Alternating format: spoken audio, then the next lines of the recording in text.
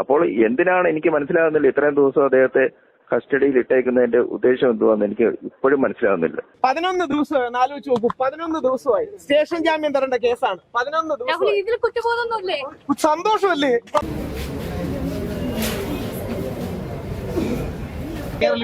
11 kilo കുറഞ്ഞു.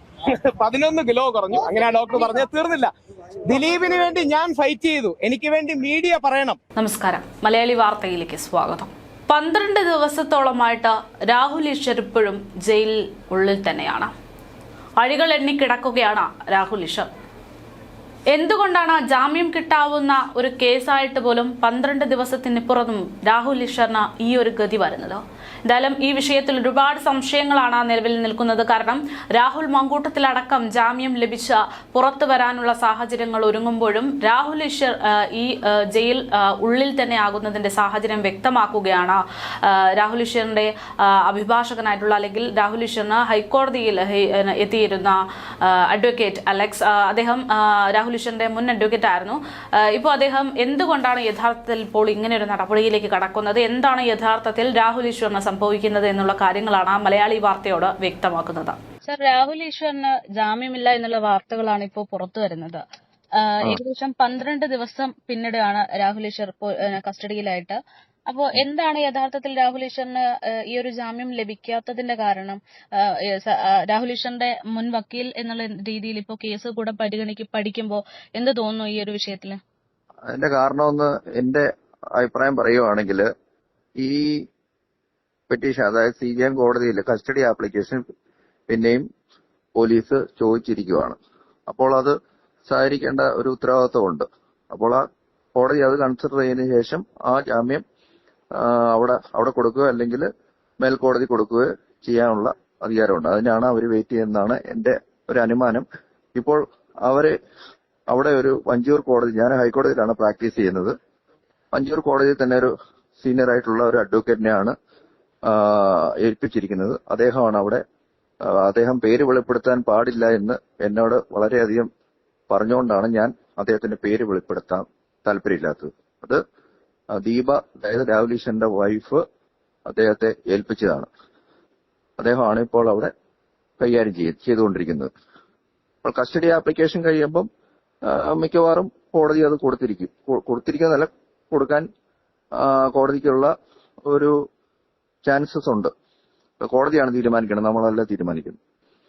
Okay, എന്താണ് ഇനി ഇതിലിപ്പം രാഹുൽ ഈശ്വർ കഴിഞ്ഞ ദിവസം പുറത്തു വന്ന സമയത്ത് ഇങ്ങനെ പറയുന്നുണ്ടായിരുന്നു, അതായത് 11 ദിവസം ഞാൻ ജയിലിൽ കിടക്കേണ്ടി വന്നു, ഇതെന്തിനാണ്, ദിലീപിന് കിട്ടിയതുപോലെയുള്ള ഒരു നീതി എനിക്കും കിട്ടണം എന്നുള്ള ഒരു ആശങ്ക പ്രകടിപ്പിച്ചു. അതായത് അദ്ദേഹം പറയുന്ന വളരെ ശരിയായിട്ടുള്ള കാര്യമാണ്.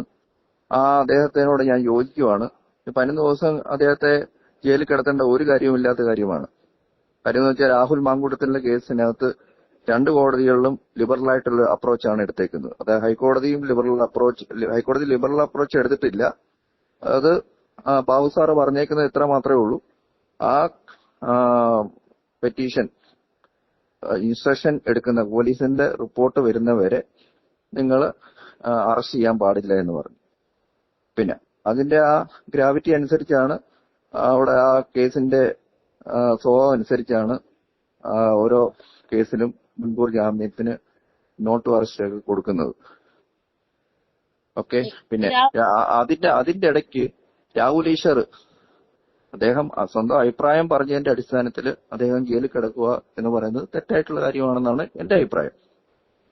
ഇപ്പൊ രാഹുൽ ഈശ്വറിനെതിരെയുള്ള ഈ ഒരു അറസ്റ്റ്, അത് ഏതൊക്കെ വകുപ്പുകൾ പ്രകാരമാണ്, അതെങ്ങനെയാണ് ബാധിക്കുന്നത്? ഞാൻ പറഞ്ഞു 75(1) BNS പ്രകാരം ഉള്ള വകുപ്പ് പ്രകാരമാണ് അദ്ദേഹത്തിനെതിരെ നോൺ ബെയിലബിൾ സെക്ഷനാണ് ഇട്ടേക്കുന്നത്. അതിലെ ആ സെക്ഷൻ വെച്ച് അദ്ദേഹത്തിന് കിട്ടുന്ന പരമാവധി ശിക്ഷ എന്ന് പറയുന്നത് 1 കൊല്ലത്തെ ശിക്ഷയാണ്.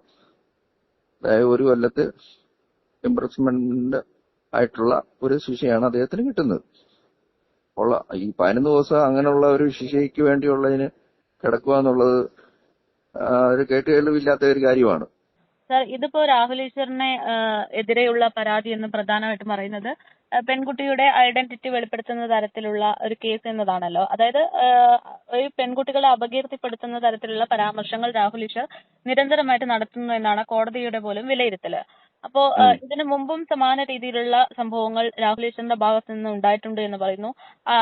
ആ ഒരു സമയത്തുണ്ടായ നിയമ നടപടി തന്നെയാണോ ഇപ്പോഴും ഉണ്ടായിക്കൊണ്ടിരിക്കുന്നത്? ഞാൻ ആ കാര്യത്തിൽ രാഹുൽ ഈശ്വറിനെ അത് നമുക്ക് പ്രശംസിക്കേണ്ട ഒരു ആവശ്യമുണ്ട്. കാര്യം എന്ന് വെച്ചാൽ അദ്ദേഹം രാഹുൽ ഈശ്വറുമായിട്ട് ബന്ധപ്പെട്ട് ഹണി റോസിനുമായിട്ട് ബന്ധപ്പെട്ടുള്ള ഒരു ഇഷ്യൂ വന്നപ്പോൾ അദ്ദേഹം വളരെ മാന്യമായ രീതിയിൽ ആന്റിസിപ്പേറ്ററി ബെയിൽ ഹൈക്കോടതി ഫയൽ ചെയ്തു. അത് ഹൈക്കോടതി ഫയൽ ചെയ്തതിന്റെ അടിസ്ഥാനത്തിൽ അദ്ദേഹം ഹൈക്കോടതി പറഞ്ഞ കണ്ടീഷൻസ് എല്ലാം അദ്ദേഹം കംപ്ലൈ ചെയ്തു. ഒന്നും തെറ്റിക്കാതെ നിയമവിധേയമായിട്ട് തന്നെ രാഹുൽ ഈശ്വർ പ്രവർത്തിച്ചു. അത് നമുക്ക് അദ്ദേഹത്തിന്റെ ഹണി റോസുമായിട്ടുള്ള ആ കേസിന്റെ നാൾ വഴി എടുത്തു നോക്കിയാൽ നമുക്ക് മനസ്സിലാക്കുകയും ചെയ്യാം. ഇതുവരെ ഒരു കുഴപ്പവും ഉണ്ടായിട്ടില്ല. അപ്പോൾ അദ്ദേഹത്തിന്റെ ആ ഒരു ഹിസ്റ്ററിയും കൂടെ നമുക്ക് നോക്കണം. ആ ഹിസ്റ്ററിക്കകത്ത് അദ്ദേഹം ആന്റിസിപ്പേറ്ററി ബെയിൽ ഫയൽ ചെയ്തു. അതുമായിട്ട് ബന്ധപ്പെട്ട് കോടതി ഉത്തരവിറക്കി. ഹൈക്കോടതിയാണ്, ബഹുമാനപ്പെട്ട ഹൈക്കോടതിയാണ് അത് ഉത്തരവിറക്കിയത്. ആ ഉത്തരവിന്റെ അടിസ്ഥാനത്തിൽ അദ്ദേഹം നിയമത്തിന് വിധേയമായി പ്രവർത്തിച്ചു രാഹുൽ ഈശ്വർ. മനസ്സിലായില്ലേ? അപ്പോൾ എന്തിനാണ് എനിക്ക് മനസ്സിലാകുന്നില്ല ഇത്രയും ദിവസം അദ്ദേഹത്തെ കസ്റ്റഡിയിൽ ഇട്ടേക്കുന്നതിന്റെ ഉദ്ദേശം എന്തുവാന്ന് എനിക്ക് ഇപ്പോഴും മനസ്സിലാകുന്നില്ല. മനസ്സിലായില്ലേ? അതുകൊണ്ട് അദ്ദേഹത്തിന് ജാമ്യം കിട്ടുക തന്നെ വേണമെന്നാണ് എന്റെ വ്യക്തിപരമായിട്ടുള്ള അഭിപ്രായം. there is no need for the same. Okay. എന്തായാലും ഇന്ന് രാവിലെ തന്നെ ഏറെ പ്രതീക്ഷയോടെയാണ് രാഹുൽ ഈശ്വർ കോടതിയിലെത്തിയിരുന്നത്. കോടതിയിൽ പ്രതീക്ഷയുണ്ട് എന്ന് പറഞ്ഞുകൊണ്ട് രാഹുൽ മാധ്യമങ്ങളോടൊക്കെ പ്രതികരിച്ചിരുന്നു. അന്വേഷണവുമായി സഹകരിച്ചെന്നും ജാമ്യത്തിന് വേണ്ടി പ്രാർത്ഥിക്കുകയാണ് എന്നുമാണ് രാവിലെ രാഹുൽ ഈശ്വർ പ്രതികരിച്ചിരുന്നത്. എല്ലാവരും സത്യം മാത്രം പറയുക എന്നും രാഹുൽ പറഞ്ഞിട്ടുണ്ട്. വൈദ്യ പരിശോധനയ്ക്കായി എത്തിച്ചപ്പോഴായിരുന്നു ഈ പ്രതികരണം നടത്തിയത്. രാഹുൽ മങ്കൂടത്തിൽ MLA-ക്കെതിരെ പരാതി നൽകി അതിജീവിതയെ അധിക്ഷേപിച്ച കേസിലാണ് രാഹുൽ ഈശ്വർ റിമാൻഡിലായിരുന്നത്. ജയിൽ നിരാഹാരം കിടക്കുന്ന രാഹുൽ പിന്നീട് ഉപവാസം അവസാനിപ്പിച്ചതടക്കം വലിയ രീതിയിൽ ചർച്ച ചെയ്യപ്പെട്ടിരുന്നു. നിരാഹാരം നിർത്തിയത് കിഡ്നിയെ ബാധിക്കുന്നത് കൊണ്ടാണ് എന്നാണ് കഴിഞ്ഞ ദിവസം മാധ്യമങ്ങളോട് രാഹുൽ ഈശ്വർ പറഞ്ഞത്. ഡോക്ടറിന്റെ നിർദ്ദേശപ്രകാരമാണ് താൻ അങ്ങനെ ഒരു തീരുമാനത്തിലേക്ക് എത്തിയതെന്നും രാഹുൽ വിശദീകരിച്ചു. കിഡ്നി പ്രശ്നമാണ് എന്ന് ഡോക്ടർ പറഞ്ഞിരുന്നു. 4 ദിവസം വെള്ളമില്ലാതെയും 5 ദിവസം ആഹാരം ഇതല്ലാതെയുമാണ് കഴിഞ്ഞത്. 11 ദിവസത്തോളം താൻ ജയിലിലാണ്.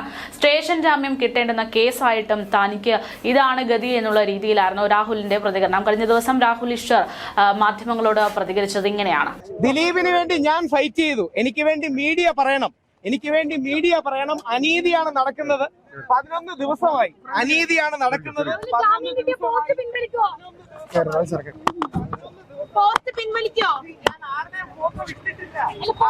ഫോട്ടോയോ ഐഡന്റിറ്റിയോ ഞാൻ ഇട്ടിട്ടില്ല. ആരുടെയും ഫോട്ടോ ഐഡന്റിറ്റിയോ ഇട്ടിട്ടില്ല. 11 കിലോ കുറഞ്ഞു. 11 കിലോഗ്രാം കുറഞ്ഞു. 11 കിലോഗ്രാം കുറഞ്ഞു.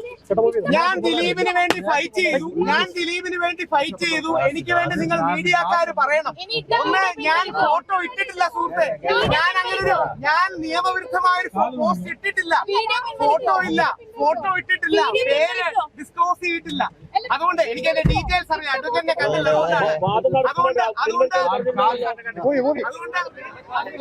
ഇതുകൊണ്ടാണ് 11 കിലോഗ്രാം കുറഞ്ഞു. 11 ദിവസമായി ദിലീപിന് വേണ്ടി ഞാൻ പറഞ്ഞു. എനിക്ക് വേണ്ടി നിങ്ങൾ പറഞ്ഞു. എന്തായാലും കേസിൽ 5ാം പ്രതിയായിട്ടാണ് രാഹുൽ ഈശ്വർ നിൽക്കുന്നതെന്നാണ് വിവരം. അതിജീവിതയ്ക്ക് എതിരെ അപകീർത്തികരമായിട്ടുള്ള പരാമർശങ്ങൾ ഒന്നിനു പിറകെ ഒന്നായി നടത്തിയെന്നാണ് രാഹുൽ ഈശ്വറിനെതിരെ കേസെടുത്തപ്പോൾ വ്യക്തമാക്കിയത്. നവംബർ 30-നായിരുന്നു പോലീസ് കസ്റ്റഡിയിലെടുത്ത് അറസ്റ്റ് ചെയ്യുന്നത്. തൊട്ടടുത്ത ദിവസം ജാമ്യാപേക്ഷ തിരുവനന്തപുരം ACJM കോടതി തള്ളിയതോടെ നിരാഹാര സമരം ആരംഭിക്കുകയായിരുന്നു രാഹുൽ ഈശ്വർ അന്വേഷണവുമായി സഹകരിക്കുന്നില്ല എന്ന പ്രോസിക്യൂഷൻ വാദത്തെ അംഗീകരിച്ചായിരുന്നു കോടതി ജാമ്യം നിഷേധിച്ചത്. സാമൂഹിക മാധ്യമങ്ങളിലെ പോസ്റ്റുകളടക്കം പിൻവലിക്കാമെന്ന് പിന്നീട് വാദത്തിനിടെ രാഹുൽ ഈശ്വർ പറഞ്ഞിരുന്നു. പക്ഷേ ഇങ്ങനെ പറഞ്ഞിരുന്നുവെങ്കിലും കുറ്റകൃത്യത്തിന്റെ ഗൗരവം ചൂണ്ടിക്കാട്ടി കോടതി ജാമ്യം നിഷേധിക്കുകയായിരുന്നു എന്നാണ് വിവരം. 2ാം തവണയാണ് കോടതി ജാമ്യം നിഷേധിച്ചിരിക്കുന്നത് എന്നുള്ള വിവരങ്ങളാണ് പുറത്തുവരുന്നത്. എന്തായാലും വളരെ നിർണായകമായിട്ടുള്ള മണിക്കൂറുകളിലൂടെയാണ് കടന്നു പോകുന്നത്. രാഹുൽ ഈശ്വറിന് ജാമ്യം ലഭിക്കും വരെ നിയമ പോരാട്ടം തുടരുമെന്ന് തന്നെയാണ് ദീപയുടെ നിലപാട്. തുടക്കം മുതൽ തന്നെ തന്റെ ഭർത്താവിന് വേണ്ടി കൃത്യമായിട്ടുള്ള നിലപാടുകൾ അറിയിച്ചുകൊണ്ട് ദീപ രംഗത്ത് തന്നെയുണ്ട്.